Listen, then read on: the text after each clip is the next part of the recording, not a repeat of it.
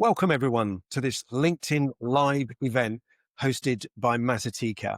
If you're tired of investing in data tools that overpromise but underdeliver, you're not alone. Businesses face mounting challenges like spiraling costs, broken pipelines, and vendor lock-in. What's clear is that another tool isn't the answer. What's needed is a smarter, results-driven approach.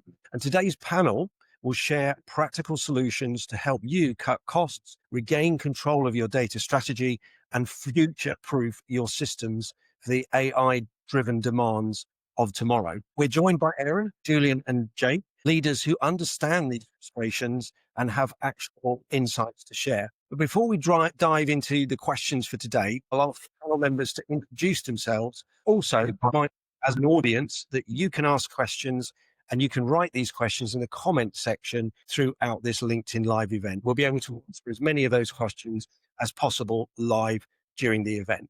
But firstly, I'm James Yerkes, a former global head and managing director of HSBC, and I myself found many challenges related to the discussion today. I'll come first to you, Aaron, to introduce yourself and Matatika. Over to you, Aaron, first. Thanks, Jane. Very pleased to be here and delighted with that intro. Of course, Matatika is sponsoring this event, and it's a little bit strange to be a software vendor who does have a data platform talking about not another data tool.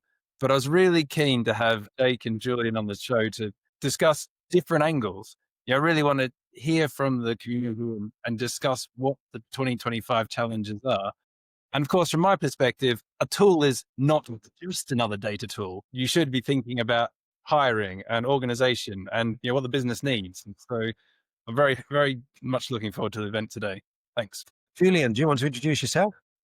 Yeah, hi, I'm Julian, founder of Cognify, a data recruitment business that specializes in modern data, machine learning and AI. I've worked in data hiring for the last 15 years and over the last couple of years developed a bit of a community approach. Know both Jake and Aaron from some of the events that we run, London Analytics Engineering Meetup being one of those, where we talk a lot about tooling and the strategies that are deployed by the best data teams in the UK. Yeah, that's great. And Jake, I've just taken a mute. You want to introduce yourself and where you're from? Yes, thanks for having me, guys. I'm Jake Barnett. I have spent my whole career working in data teams. So I started off at a small retailer called Tesco, where I was looking after analytics capability, and then moved to a slightly different industry in luxury e-commerce fashion at Farfetch. And at Farfetch, I led customer data foundation. So anything to do with the tools in which Aaron and Matatika look after now, like ETL connecting tools and database management, but also things around marketing measurement, customer personalization, etc. Now I have founded Day One Data, which is a marketing analytics data consultancy focusing on infrastructure analytics and also marketing measurement. So yeah, very excited to be on the LinkedIn Live today. Oh, that's great. It's interesting you mentioned Tesco there. I used to be involved with Tesco Bank in terms of setting that up. So plenty of data in that space. So let's crack on with the first question of the day, which is, why do so many businesses struggle to get the right data to make decisions despite having all the latest tools? Aaron, do you want to kick us off with that one? Because I think it's quite a fundamental question. Yeah, sure. I mean, obviously one really close to our heart as Jake so succinctly put it, as an ETL platform, we are gathering data and we see the kind of coalface problems. You are connecting, you're dragging the data together, and yet businesses still find that the data is all over the place. It's not clean, it's not report ready. There's often a struggle about definitions of what they want to report on. So, I think it's, very much a business understanding problem from my perspective. The closer you can get to understanding what the business wants, the better your outcomes. Tension between tools and teams sometimes. They want new tools. Of course, that introduces new cost. They might want to grow their team, but the business is, not necessarily seeing the ROI. I think it's probably been said quite a lot of times, but the closer you get to understanding what the value the business really wants, the more success you'll have. And that might not be the tool. And Julia, what's your view on that? Just thinking it through, that question there about integration, I think is an interesting one. Yeah, I think for me, I think mirroring what Aaron said, I think we speak to a lot of really great data professionals, and the ones that really stand out are not the ones that can list all of the technologies and tools on their CV. They're the ones that are able to actually understand the commercial challenges that their business or the product that they're working with is struggling with, and then can actually create a data product that can actually go and solve that. I think, as mentioned, the best data professionals are those ones that can gather those requirements, often pushing back on the business of what they're wanting, and know how to prioritize between maybe some of the long-term projects around building a data platform versus some of those short-term requests of, I need this dashboard built yesterday. For me, I think we've become very focused in on the technology and the tooling skills when we're building our teams. And I think the data community really needs to focus in on actually what's the impact that we want from data and what's the insight that we're trying to build, and making sure that the teams and the data professionals that we're working with have got the requisite skills to work with those stakeholders to gather that information. I think that's a very good point. I mean, having worked in several large banks, I think it's the piece about bringing together the business questions and the technology, but not doing that in a way where you constantly keep changing short-term goals. I think that you make a very good point there about short-term and more medium-term. Jake, what's your take on this? Yeah, completely aligned with Julian and Aaron here. I mean, this is the bread and butter and core pillar of a strong data strategy, right? Is about, no data leakage and wastage. So pretty much exactly what they both said, having the data within the business is one thing, having use cases of the data aligned to, core business domains, KPIs that are measurable and trackable is really the crux of people actually using the data. I guess there's different problems that you may have, right? So one is a different issue for maybe like the data supply, which is how you get that data at your fingertips, and then it's the demand for the data. And with scaling infrastructure costs, et cetera, there's no point in having the most sophisticated data function in the world if no one's got, to Julian's point, the requirements to actually implement it from the business perspective. So yeah. Oh, that's very good. I would just come back to you, Aaron, on this, because it'd be good if you could just explain a bit about how does Matatika solve these challenges, because I know it does. It'd be good just if you could just give us some context to that. And also, I think people would be quite interested in where the name Matatika comes from. It's got a really good background. Well, let me touch on the name for a second. It's quite relevant to data. A Matatika is actually a Maori word, and it means ethical. And one of the sort of concepts of how you use data and how you put it to use, I was really mindful that I wanted to do that ethically, and I wanted to actually build a platform that helped people use their data in sensible ways and gain value from it. And I guess over time, what we've seen is that we aim to solve the technology challenge. So I still think it's relevant that teams shouldn't be wasting unnecessary spend engineering solutions from scratch. If there's already a solution like ours that fits and it suits the organizational goals, achieves the objective, then seek out a tool. So that's quite fundamental to what I think teams need to do. I think we see, though, that to be successful in a customer, the domain knowledge is massive. And I think this is where I think Jake's business focusing on marketing data and different types of analytics for a particular use case means that you can partner well, you can bring in a consultancy with the right knowledge, or hire with the right knowledge. And that, I suppose, is where I look at a CV and people list other tools you've got, then maybe that is a good start to someone be able to drop in and be effective. But that quickly runs out, a smart person will learn technology.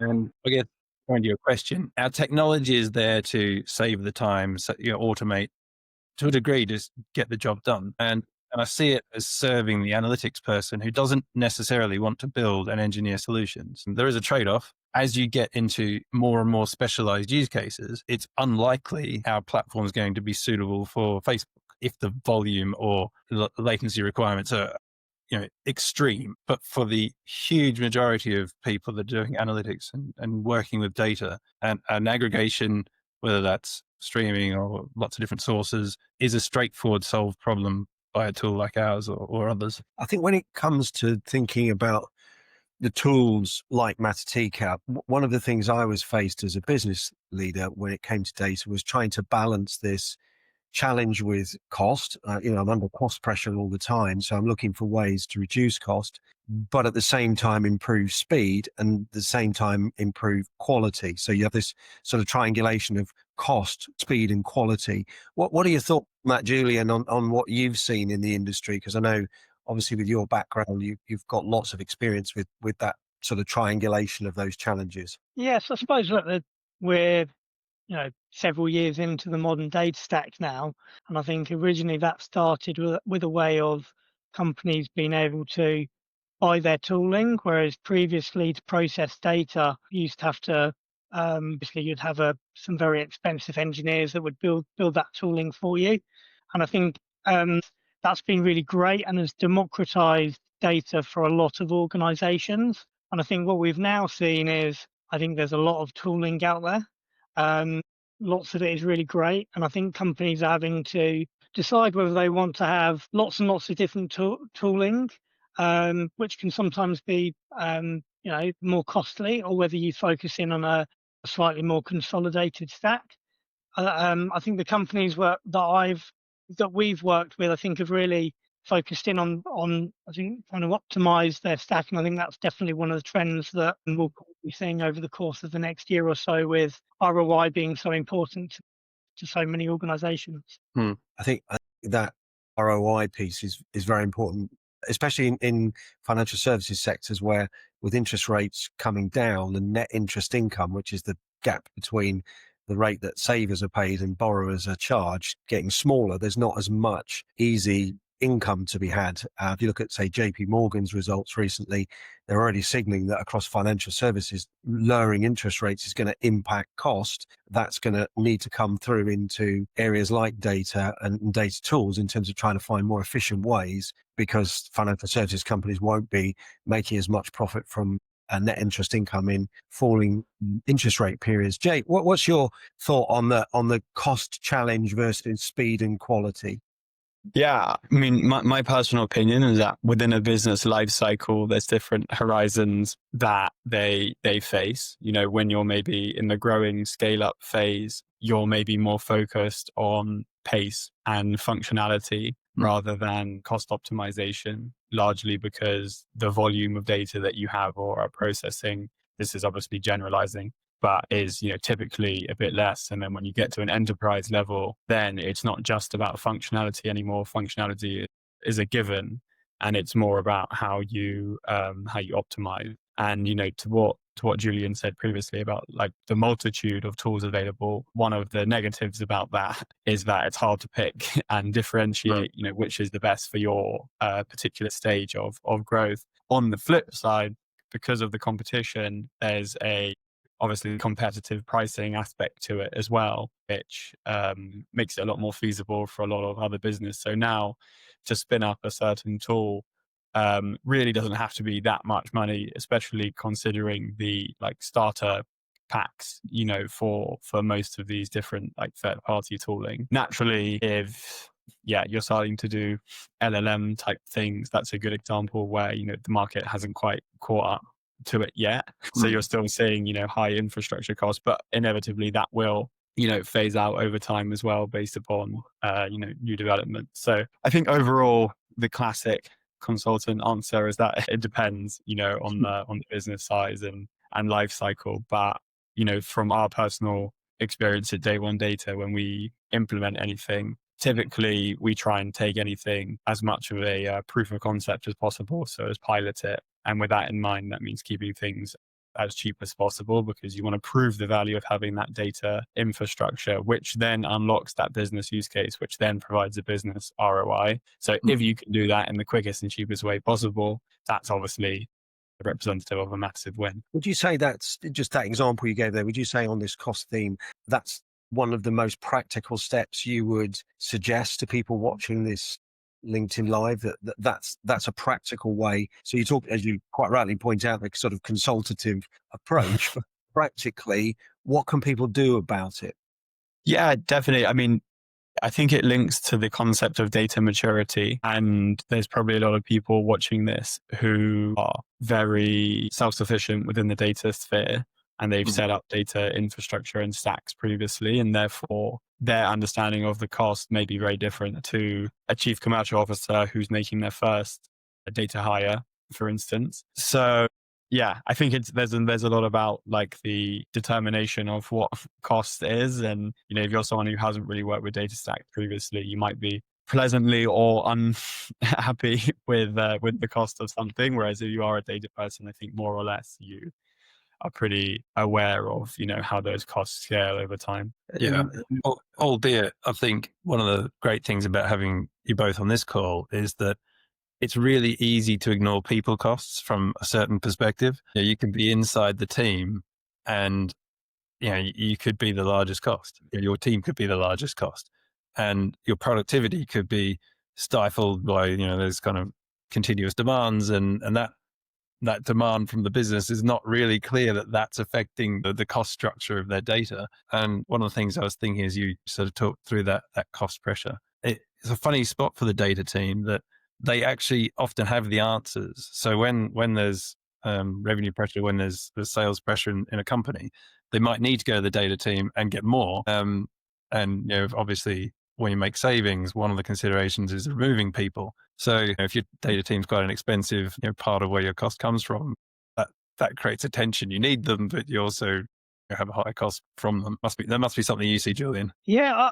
I was going to say, actually, I think a lot of the time it'll be the data leader that will be looking to, optimize or choose the stack that they're using. And I think it's not lost on me that, sometimes people have a preference of the tooling that they want to use, which maybe isn't necessarily the tooling that's actually required, but sometimes it's the cool tool. I think a lot of the larger vendors, they spend a lot of money, and because of that, they tend to put themselves front and center in terms of people's tooling preferences. I think going back to what Jake said previously, I think it's really important to make sure that the organization has got a good proof of concept and understands what they're trying to achieve from their tooling, rather than choosing something which is maybe shiny and has got lots of add-ons which are not necessarily always required. And I think that's a great point of the preference thing, which I was going to raise, is sometimes it's not best for the use case, but it's just what someone's familiar with. And so they're like an expert within that infrastructure. And that's not always like the most cost effective or the most aligned to the business use case for that. Do you think that pricing models are sometimes too rigid in this space? You got any thoughts on that? Maybe Aaron, if I come to you first. Well, I can't actually remember who the conversation was with. It might have been you, Jake, or it might have been something else I spoke to in a similar kind of running a consultancy. There is a really interesting point that we discussed, that if the data source is common, like let's say a database or a Salesforce or a HubSpot, like really, really common. My view is the pricing can be pretty standard. There's a lot of choice. There's a lot of different vendors that can bring that data together. So there is no differentiation in the supply, provided it comes at the right latency, right performance, quality of service, great support. Like, there are some absolute basics, especially in our position, we want to meet and do a great job there. But once the data's moved, it's the same data.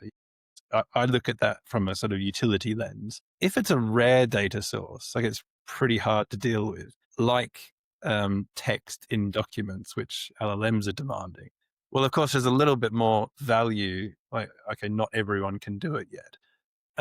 So, I think if you're looking at pricing, is it fair to charge by row for a complete commodity utility source?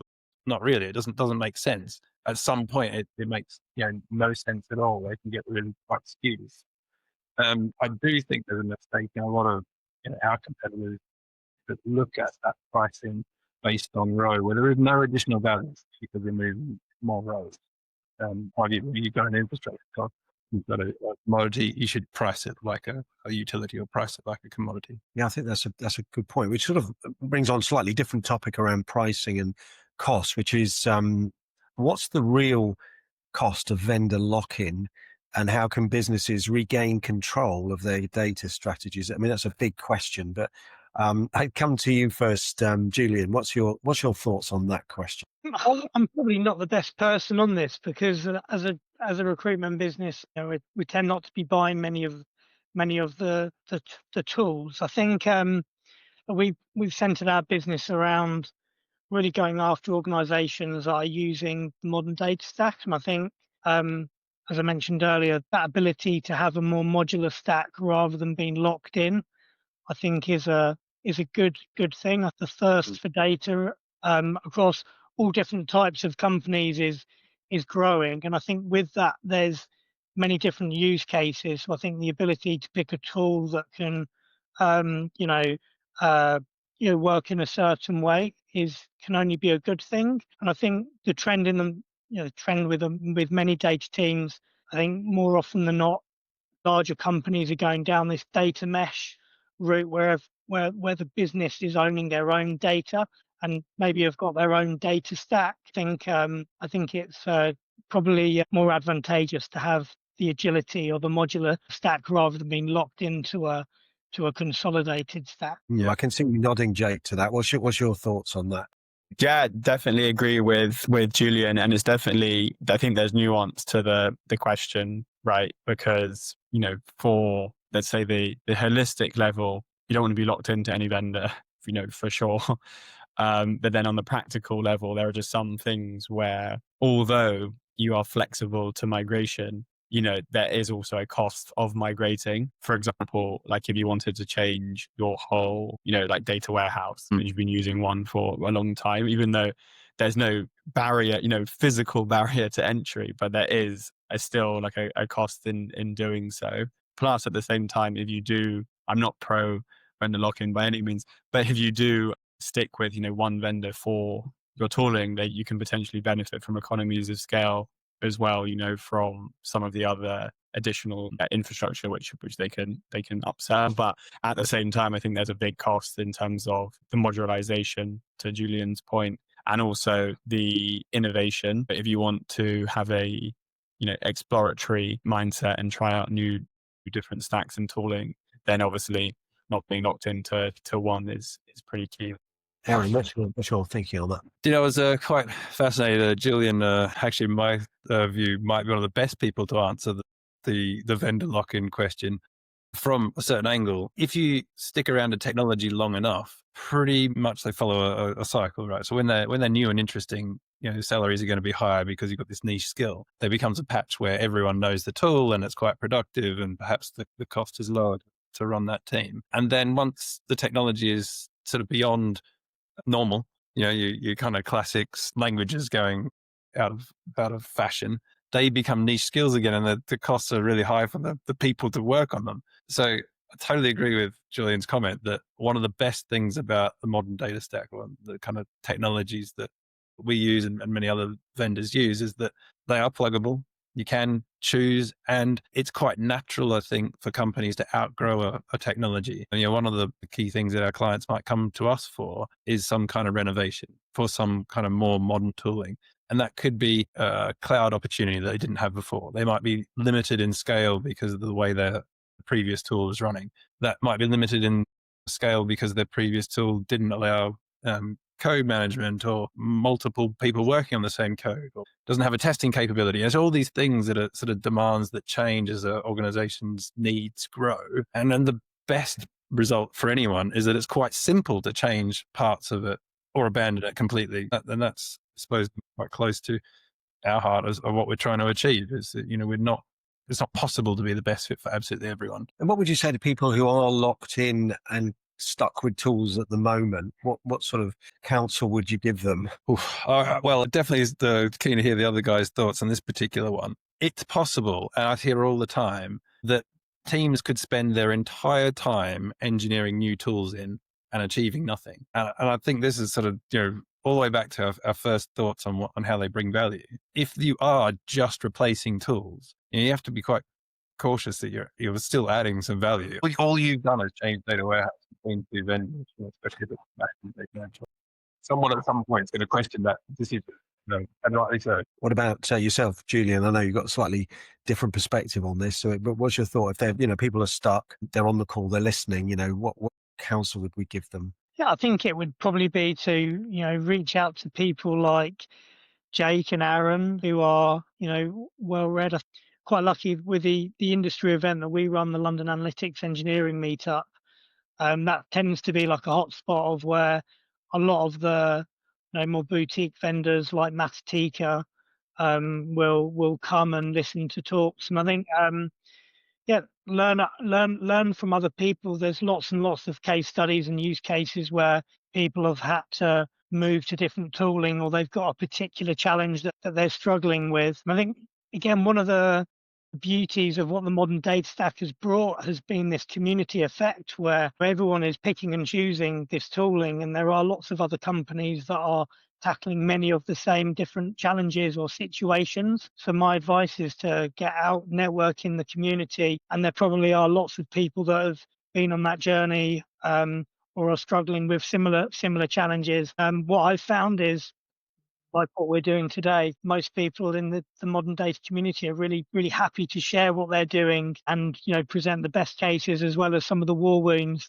that everyone is facing along the way. Yeah, I think there's a few war wounds out there that I've come across over the years. Hey, what's your thought? And I think it's a very perceptive point, Julian, about getting out there and talking to people. Jake, what's your thoughts on this one? Yeah, exactly. I mean, the concept of being locked into a vendor is not bad if it's meeting the requirements, right? If it's doing the thing that it needs to be doing. So I guess from our perspective, it would be a bit of an appraisal on, why.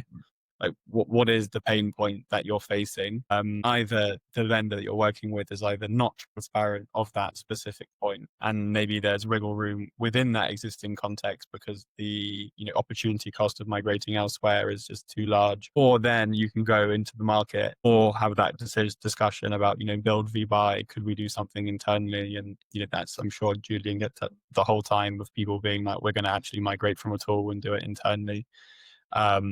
And therefore, Cognify are a great option. So for me, it's really about the pain point of, and that's probably what we would, somewhat suggest too, is do some kind of audit or evaluation of why this is not fit for purpose. And then what options do you have without immediately solutionizing that you just need to immediately switch to a new vendor. Yeah.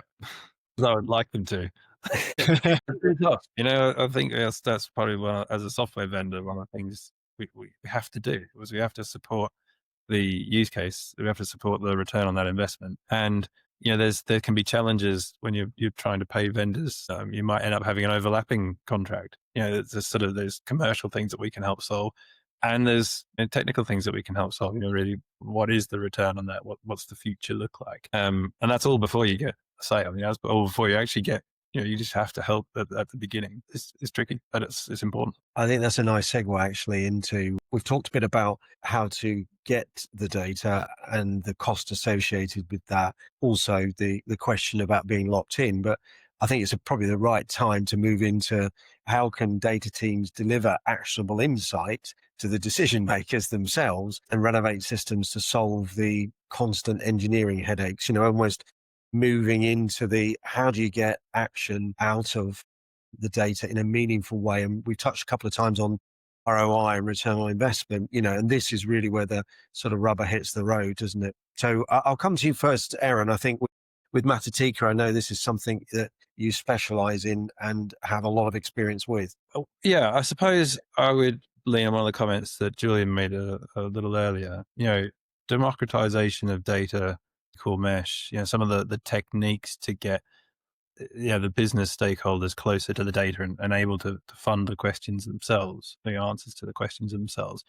That's, you can understand why that's such a high demand. They are the people with the context that can see and make those decisions.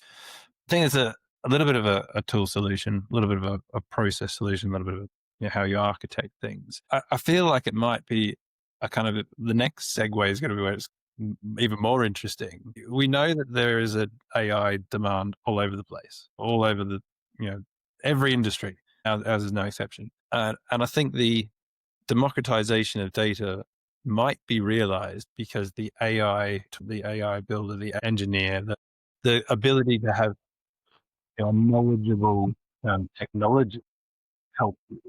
That's probably got the most potential for solving this problem. That's really putting it in their hands, because it's still, I think, today, this minute, a challenge for a business person to sit down and write some SQL. And I can name a number of CFOs, guys who do the finances who write SQL, which is such a strange situation to be in. But they have the knowledge of the data. They have the knowledge of how they want to ask the questions. That probably became the most practical tool for them to get that answer. I wouldn't say that's ideal, and that's not a great interface to deal with, and it's pretty cumbersome and slow and limits who can do it. Yeah, I think what I quite liked about your summary there, Aaron, is we're 33 minutes in and AI has appeared. So we've got another question. We haven't actually used that term yet. It was quite nice. Julian, what's your thoughts on what Aaron's just said? Yeah, I think I suppose to come at this from that people side, which we're probably most qualified to answer on. I think it really comes down to the skills that data teams need or have within their teams, and I think definitely you see the rise of new job titles. So the last few years, analytics engineering has become a really popular role, bridging that gap between the engineers, whether that be a software engineer or a data engineer, and then the analysts, or more and more so going to be the data scientists or the machine learning engineers, and being able to gather that data, understanding the requirements, and then transforming and gathering that data. Or where there are much larger enterprise scaled businesses, I think we're going to see the rise of the data product manager, or as probably what many of us might have remembered was traditionally called like a business analyst, but it's now got this new sexy job title. So I think, from a people point of view, I think it's about having the right people in your team. In a larger business, you need to have those people that can gather those requirements and then front off to a data engineering function or a data science function. Or if you're in a smaller organization, it's around hiring people that can work with that ambiguity that you typically find in a smaller organization, and maybe a bit more of a Swiss Army knife type of a professional who can model the data, gather the requirements, and maybe even understand the business context, so they can then surface the data with some insight as well. I think that's a very good point about the Swiss Army knife. Having been a decision maker myself in several large organizations, I often found myself trying to sort of drink from a fire hydrant when it came to data, and trying to get that business analyst, or as you call it now, the data data manager. How much do you think sort of dashboards on top of data are important to try and solve this problem about getting actionable insight out? So someone like myself, drinking from the fire hydrant, is not a solution. You may have stumbled into the most sensitive topic in data. Maybe. The number of dashboards question. Yeah. But what's your thoughts on that, Aaron? Maybe not the dashboard. I think I'll give Jake a shout out. I have my views for sure, but I think, from our perspective, job done well might end with high quality data supply. The choice of how many dashboards or how many you end up with in your organization is fundamentally not ours. We deliver a good set of data. What I think is the risk of lots and lots of dashboards is where they're a thin slice all the way down to the raw data, and there is no golden truth of what actually everyone is looking at. So, I don't think dashboards are either the solution or the problem, but you do need to have a golden truth. So you have something that everyone trusts, and when you describe and talk about an insight, you're really talking about the same thing. I think that's a fair bit. Jake, your thoughts? Do you want to come in there on that highly? I think you were building that up, Aaron, to be controversial, but I think that was pretty much spot on. More dashboards if you want. Yeah, why not? No, I think in all seriousness, you're totally right. Like, if there is no single version of truth within the data, obviously there's no point in servicing that data to a multitude of people's. Data quality is paramount, and that's obviously part of that, the data foundations layer. And then something like a visualization suite is aligned to that point that you made previously. about, people not necessarily having the same data skills as other people in terms of, SQL, etc. So it's more just a version of always on ability to, review and view the data. And, whether you do that in-house via, leveraging Looker or Sigma or Lightdash or anything like this, that's one way that, analytics engineers can help build that stack. But also you could just use GA if you wanted to view your website tracking, that's also a dashboard. And if you're an e-com business, you don't need to build some fancy infrastructure to get your BI tooling. You can just have like Tripleware or Poly Analytics, something that's like an application plugin too. So, and within that, you're probably getting some type of summary view across, all core business domains. And that's really like the master dashboard for your C-suite to view every day. And for me, I guess it always just comes on to, I feel like I'm boring here, but as I was one of those data product managers back in the day, it is pretty much just about prioritization and requirements. What does the business need and want? Within our client base now at Day One Data, we work with a more scale-up-y type business who potentially doesn't benefit from having plug-in tooling because there's nuance to how they operate in an omni-channel style way, and therefore for them to have a centralized source of truth, you do need to have a modern data stack with a data warehouse, etc. And then because there's no technical people within the team, having something like a visualization layer is really beneficial to them because, everyone wants to have access to the data, even if they're using it every day or they're viewing it once a week. It's still better than manual reporting, which might take one person 4 hours every Monday. So if there's a cost-effective way to reduce, that type of manual working, then automate it. And you can't force people to. I guess the biggest issue is that you produce dashboards that people say they want and then they actually don't use them. That's a whole other issue. And one of the reasons it's so sensitive, right? On the data team side, I'm sure lots of people wear that scar of having spent eons building something that is then not used. And nobody wants that situation. So you don't want to feel like they're wasting their time, but it can happen.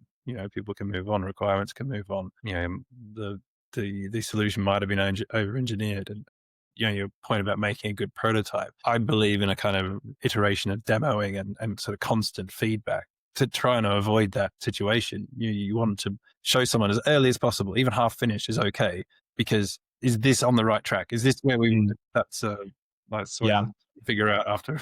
I think within, but because we in data, we don't work in, let's say, a consumer product, which is maybe for the business easier to conceptualize as a product, right? Like you release a new feature onto a website and you can very easily A/B test it and see, this is working and driving more conversions, etc. I like to consider all these different data features as a product too, right? Your BI is a product. And as you mentioned just then, Aaron, is, do a proof of concept, see if people use it before investing more into it, build it in a way that makes it flexible to new requirements, which inevitably happen. So, I think the product mindset is crucial. I think that's a good point. Just we touched upon earlier the AI question there, and obviously hugely important at the moment, and more so, in fact, this week with some of the announcements in the US about investment and that being very topical. But another question to come to as a panel is, with AI expectations skyrocketing, including the levels of investment in some countries, how can analytics teams stay ahead and build systems that won't just meet today's needs, but thrive in the future? So, Aaron, do you want to take that one first? I think that could be quite a good one for you. I think probably, from my perspective, there is one big unanswered question for me, and that is, where is AI going to land? I think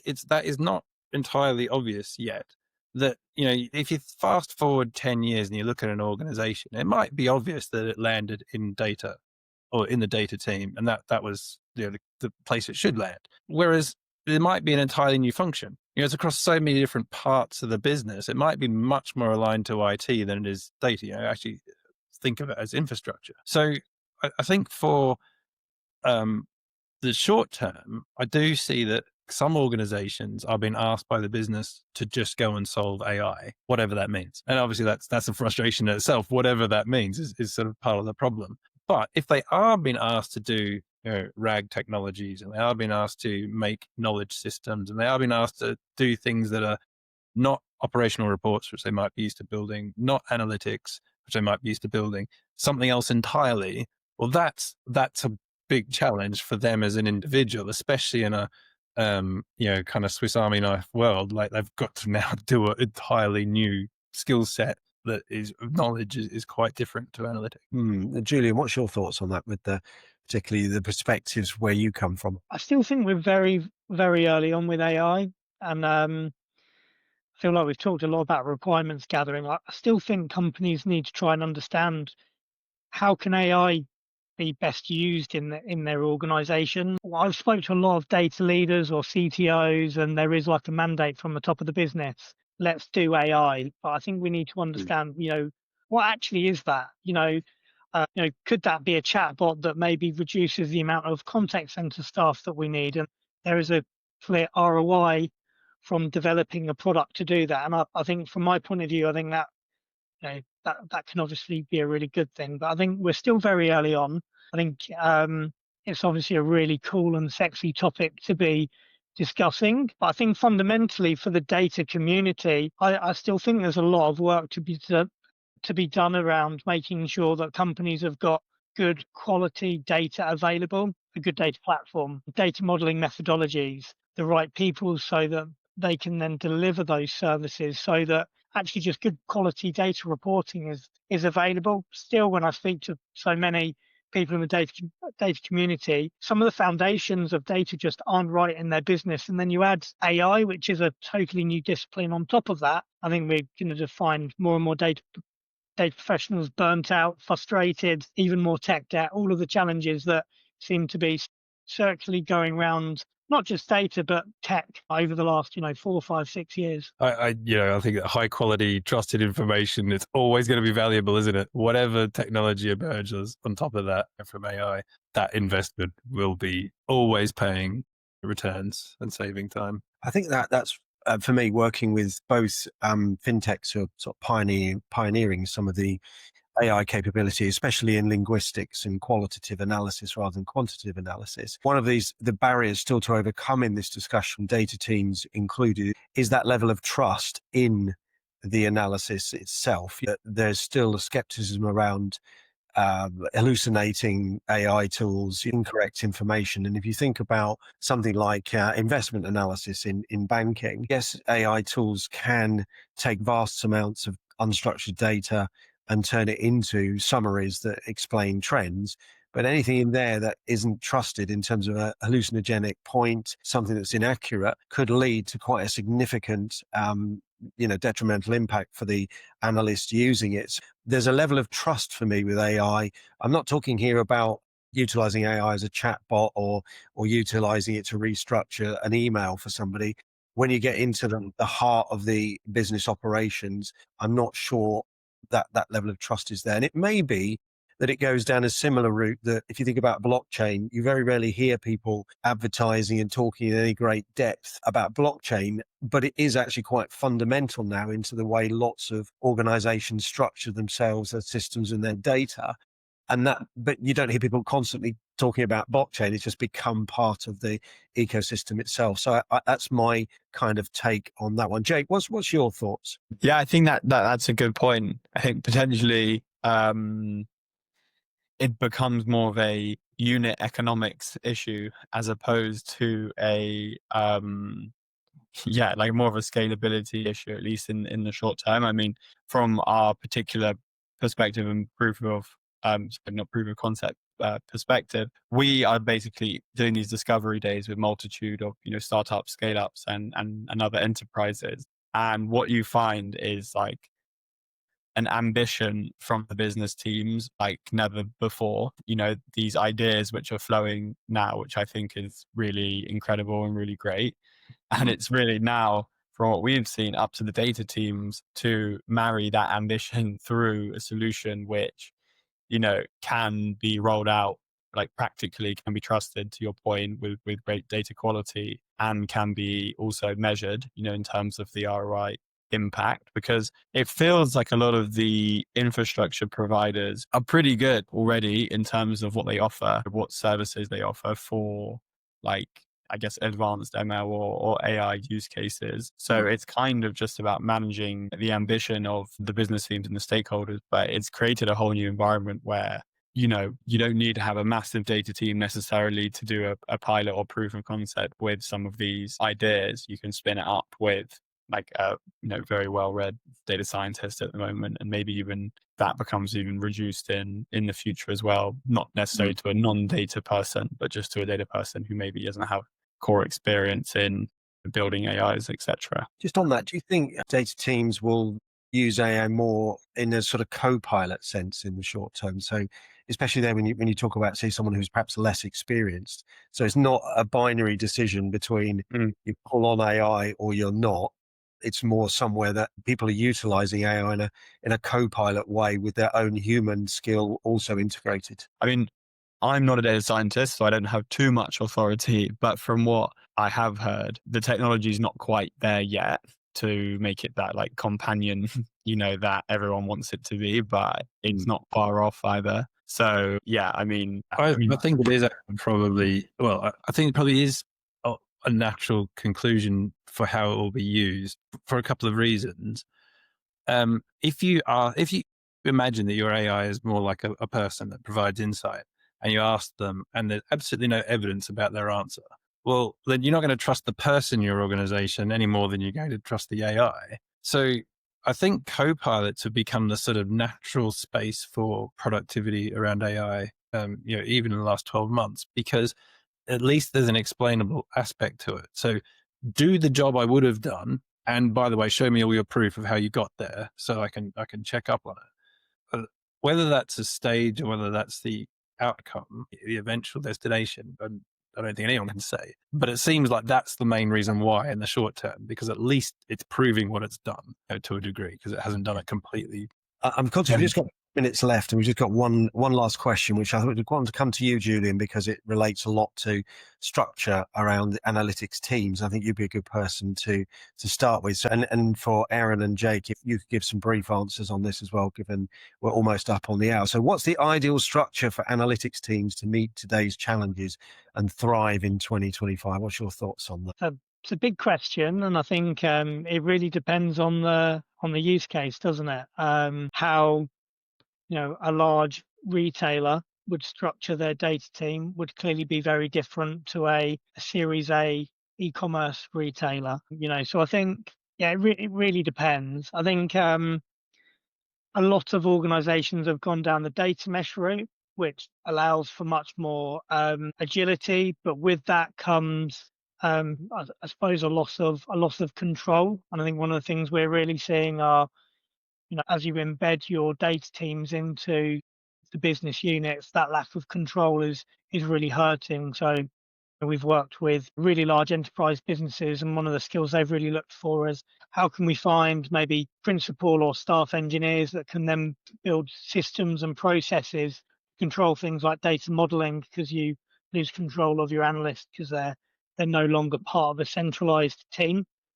So yeah, I think it's impossible to ask what's the perfect route, but I think what we're seeing is definitely where companies have become more embedded with their data teams, this growth of like this center of excellence where you've got really senior data professionals that are owning best practice, trying to drive process and systems across the data org, whether that's within a centralized team or whether that's an embedded function. No, that's a fair answer. Aaron, what's your thoughts on that? Well, I was almost going to plead the it depends answer that Jake said earlier, because of course it depends.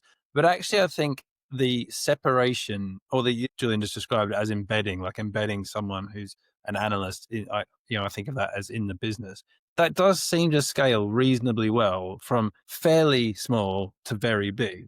You might end up having 5 analysts in your embedded structure, or you might have one in a different sized company. But the model still works pretty well, where you've kind of got that center of excellence. You've got someone who's looking at supply, looking at high quality supply, and then embedding in the business.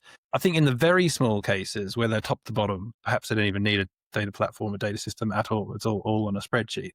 of course, it would be still interesting to have someone closer to the business and someone who's sort of more dealing with where the technical side of where the data came from. One sort of challenge I see in that space is there might be an unwillingness to write reports. There might be an unwillingness to do the building on that side. So the BA role is sort of that technically comfortable and willing person, as well as business knowledge, not just purely about growing the business or running the business. So I think that could be an indication of why it is successful, or to many different sizes. And if you want to have the last word on it, Jake, and you can say it depends. Well, I was going to say a slightly different answer in that, the best structure is to hire an external consultant. No. I mean, yeah, obviously it's incredibly nuanced, but as Julian has probably seen quite a lot of recently with, budgets kind of being tightened, there's, I think, a bit more of a role of the IC, now the individual contributor. So it seems like teams are going a lot more with, these talented, as you mentioned, staff style principle. No, to come to your point about, because the time and not all the time. Exactly. And yeah, again, that culture as well is quite important through the team structure. Yeah. So if you have a sort of super top heavy team of very senior people, then potentially that's not a great business model. But if you have a nice mix of senior, mid and junior, and create the culture of, like learning between each other, that's a pretty good way of, I guess, like sustainable structure. That's great. Well, we're coming up on the end of the hour. That time has absolutely flown by in terms of both the discussion and some of the questions. So all that remains is for me to thank the audience for taking the time to listen to the panel and to sign up and participate in what will be, I no doubt, many of these types of discussions with Matatika. I'd also like to thank Aaron, Julian, and Jake for your insights, perspectives, and viewpoints. I'm sure the audience found them useful, insightful, and very helpful. Should anyone have any further questions, then feel free to drop them in the comments on this LinkedIn Live event. And in addition, a copy of the recording will go to everybody that signed up or has watched this. So all that remains is to say thank you and enjoy the rest of your day. Oh, thank you. Thanks, though. Cheers.